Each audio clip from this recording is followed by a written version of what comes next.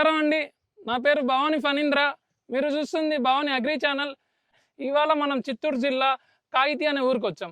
ఇక్కడ మనతో పాటు ఉన్నారు రైతు పాపన్న గారు. ఈయనకి మస్క్ మిలాన్లో అంటే కర్బూజాలో దాదాపు 15 ఏళ్ళ అనుభవం ఉంది. వీరి యొక్క అనుభవాన్ని అడిగి అసలు ఈ పంట సాగు ఎలా చేసుకోవాలా, ఏ ఏ నెలలో నాటుకుంటే అధిక దిగుబడులు వస్తాయో, ఎటువంటి జాగ్రత్తలు తీసుకోవాలో అన్ని వీరి మాటలో తెలుసుకునే ప్రయత్నం చేద్దాం. అన్న నమస్కారం. నమస్తే. ఎన్ని ఎకరాలు వేస్తారన్న? ఇది 5 ఎకరాస్. కొంచెం గట్టిగా 5 ఎకరాస్ 5 ఎకరాలు 5 ఎకరాలు 5 వేస్తారు. ఎకరాలు. ఏ ఏ రకం అన్న ఇది? లాల్పూర్ లాల్పూర్. ఏ కంపెనీ వాళ్ళది? BSF company. బిఏఎస్ఎఫ్. విత్తనం ఎక్కడ తీసుకున్నారన్న? భవానీ అగ్రిసి. భవానీ. భవానీ మదనపల్లి భవానీ. 5 ఎకరాలు అన్నారు కదా, ఎకరానికి ఎన్ని ప్యాకెట్లు అన్న?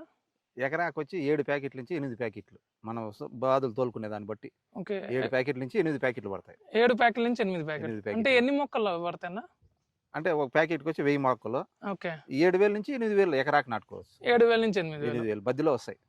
మీరు నర్సరీకి ఇచ్చారా, మీరు పెంచుకున్నారా? నర్సరీకి ఇచ్చి నాటుతారు. నర్సరీకి ఇచ్చి నాటారు. నర్సరీలో ఎన్ని రోజులు ఉంటుందన్న? నర్సరీలో 18 రోజులు.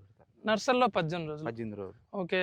నర్సరీలో 18 రోజులు అయిన తర్వాత విత్తనం తీసుకొచ్చి 20 రోజులప్పుడు నాటేస్తారు. ఓకే. విత్తనం నాటే ముందు అసలు ఈ ల్యాండ్ ప్రిపరేషన్ ఎలా చేస్తారు? ల్యాండ్ ప్రిపరేషన్ అంటే గొడ్లు ఎరువు, ఈ మన కోడి ఎరువు వస్తుంది, అది 2 మిక్స్ చేసి వేస్తారు.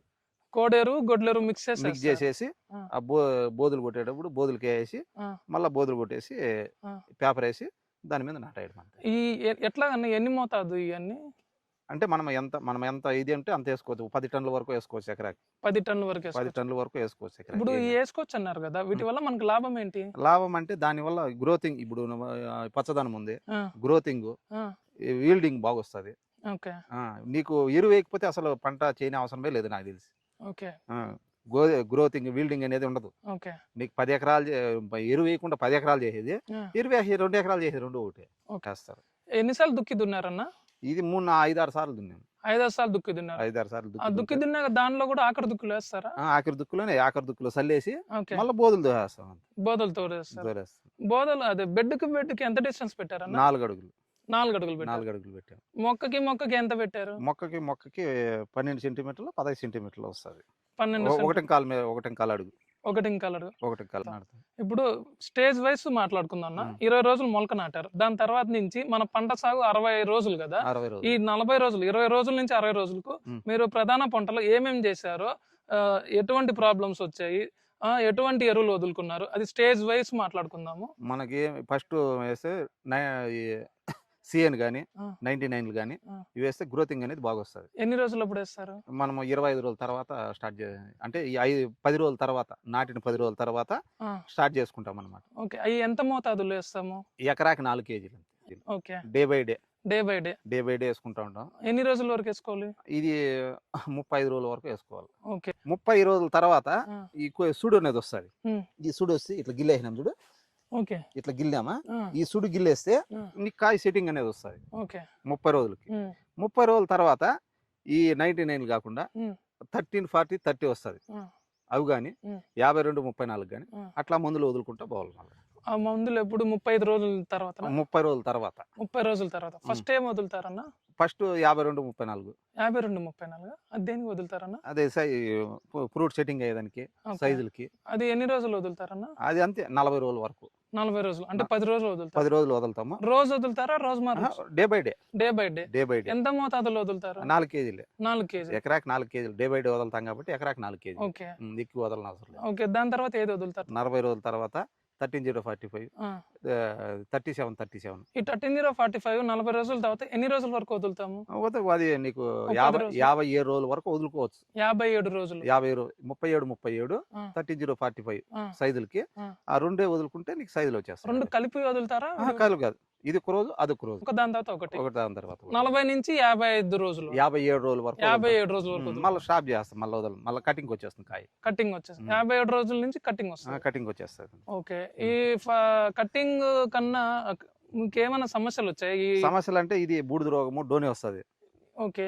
బూడిద రోగము, డోనికి చూసుకొని మన ఏ ముందు మన మందుల షాపులు ఉన్నారు కదా, వాళ్ళు ఏ మందు బాగుంటే ఆ మందు ఇస్తారు, దాన్ని కొట్టుకోవడం. ఓకే. బూడిద తెగులు అన్నారు కదా, బూడిద తెగులు అది దేని వల్ల వస్తుంది? బూడిద తెగులు అంటే ఎక్కువ నీళ్లు పెట్టేస్తే ఆ. ఈ చల్లదనానికి వస్తుంది.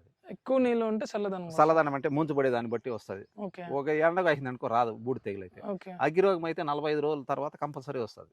ఏదన్నా? అగ్గిరోగం అని ఆ. ఈ డోని మిల్ అంటారు దాన్ని. ఓకే. అవి మేము అగ్గిరోగం అంటారు, డోని మిల్ అంటారు. ఓకే. దాన్ని వచ్చి ఏడన్నా ఒకసారి కనపడిచింది అనుకో ఆ. వెంటనే స్ప్రేయింగ్ చేయాలి దాన్ని. వెంటనే స్ప్రేయింగ్. వెంటనే స్ప్రేయింగ్. ఈ పొద్దు తెల్లారి కనపడిచింది సాయంత్రం స్ప్రే చేయడమే దానికి. ఓకే. లేదనుకో మొత్తం అల్లుకుంటుంది అది. అదే అన్న, ఇప్పుడు నేను విన్నది ఊజీ అని ఒకటి విన్నా, అది కూడా వస్తుంది కదా? ఊజీ ఇప్పుడు పింజి పుట్టేటప్పుడు ఊజీ వస్తుంది, ఆ. దానికి డెలిగేట్ కంపల్సరీ కొట్టుకోవాలి. డెలిగేట్ సారీ ఇది ఎక్స్పోనెక్స్ ఓకే. కొట్టుకుంటే ఈ ఊజీ ఎప్పుడు ఏ సమయంలో వచ్చింది అన్న? అదే పూత పింజి సెట్ అవుతుంది చూడు, ఓకే. ఆ సమయంలో వచ్చి కుడుతుంది. ఈ ట్రిప్స్ సమస్య ఉంటది? ట్రిప్స్ అంటే ఎండకి ఇంకా నాటే వాళ్ళకి ఎండకు వస్తుంది, ఎక్కువ ఎండకు వస్తుంది. ఓకే. ఇప్పుడు వరకు ఏం రాదు, ఇంకా నాటే తర్వాత వస్తుంది. ఓకే. ఇప్పుడు ఎవరన్నా మస్క్ మిలన్ పంట సాగు చేసుకోవాలనుకుంటే ఎటువంటి సమయంలో పెట్టుకుంటే అధిక దిగుబడులు వస్తాయంటారా? అధిక దిగుబడులు అంటే సంక్రాంతి తర్వాత మనకి ఎక్కువ మంచు పడుతుంది కాబట్టి ఈ మన మదన పరిసర కిందలో సంక్రాంతి తర్వాత పెట్టుకుంటే పంట బాగానే వస్తుంది. ఓకే. ఇప్పుడు మంచు పడితే కాయలు సైజు రావు. ఓకే. ఇప్పుడు అనంతపురం అటు సైడ్ ఎండలు బాగా ఎక్కువ ఉంటాయి కదా, వాళ్ళు ఏ టైంలో పెట్టుకుంటే బాగుంటది అంటారు? వాళ్ళకి ఎండకి అంటే 45 degrees తాగిందంటే మళ్ళీ రాదు పంట ఇది. ఓకే. నా ఎట్లది 40 degrees లోపల ఉంటేనే పంట అవుతుంది. ఓకే.